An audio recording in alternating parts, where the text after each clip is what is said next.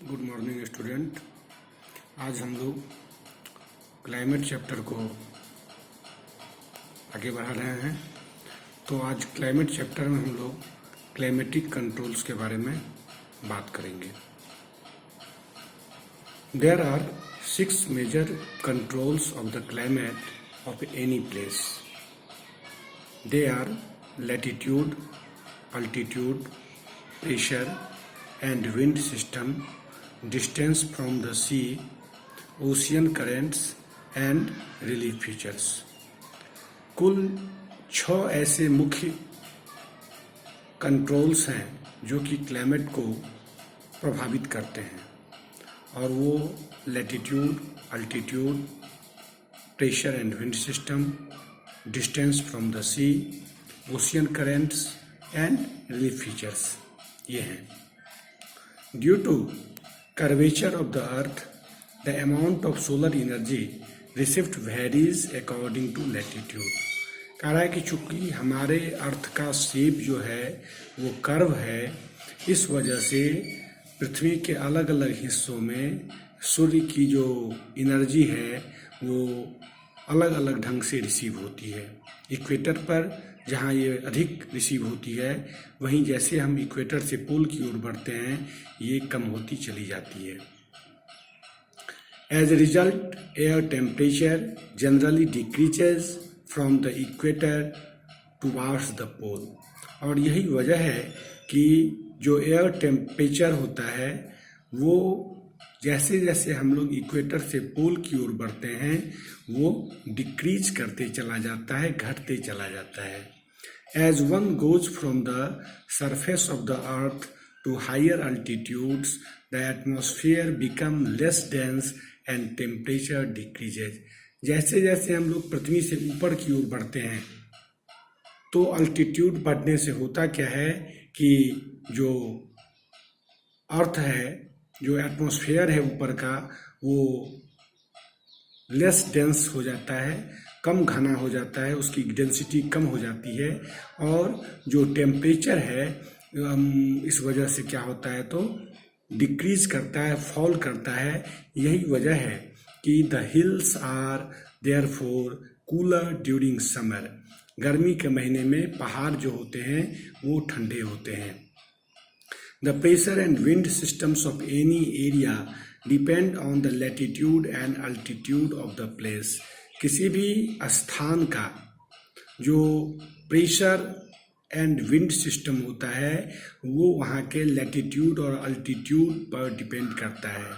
Thus it influence the temperature and rainfall pattern. इस प्रकार से आप देखते हो कि अल्टीट्यूड और लैटिट्यूड जो है वो किसी भी जगह के रेनफॉल पैटर्न और टेम्परेचर को भी प्रभावित करता है। The sea exerts the moderating influences on climate. वहीं दूसरी तरफ समुद्र जो है वो क्लाइमेट पर, जलवायु पर अपना मॉडरेटिंग इन्फ्लुएंस दिखाता है। As the distance from the sea increases, its moderating influences decreases। जैसे जैसे हम लोग समुद्र से दूर होते चले जाते हैं, जो मॉडरेटिंग नेचर है क्लाइमेट का वो घटते चला जाता है। And the people experience extreme weather conditions. और जब हम समुद्र से बहुत दूर चले जाते हैं तो जो टेम्परेचर या जो क्लाइमेट का एक्सट्रीम रोल होता है वो वहाँ शुरू होता है, या तो एक्सट्रीम हॉट या फिर एक्सट्रीम कोल्ड।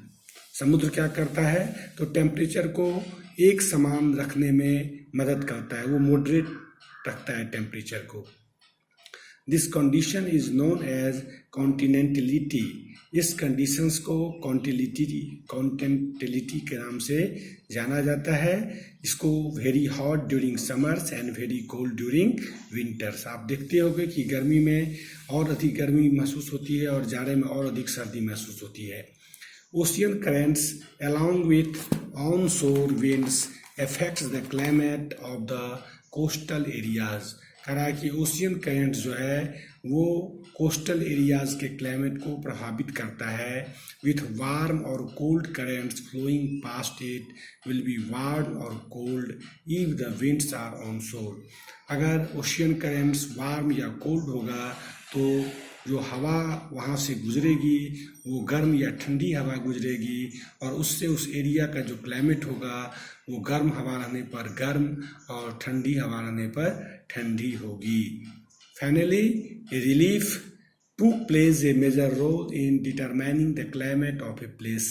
किसी भी स्थान के क्लाइमेट को सुनिश्चित करने में रिलीफ फीचर का भी इम्पोर्टेंट रोल होता है। High mountains act as a barrier for cold और हॉट विंड्स।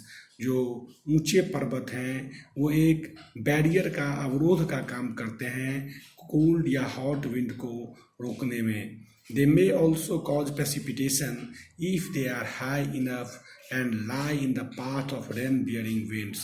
अगर ये रेन बियरिंग विंड्स के पाथ में पड़ते हैं और उस हवा को रोकते हैं तो प्रेसिपिटेशन के लिए भी ये जो माउंटेन्स होते हैं वो रिस्पॉन्सिबल होते हैं।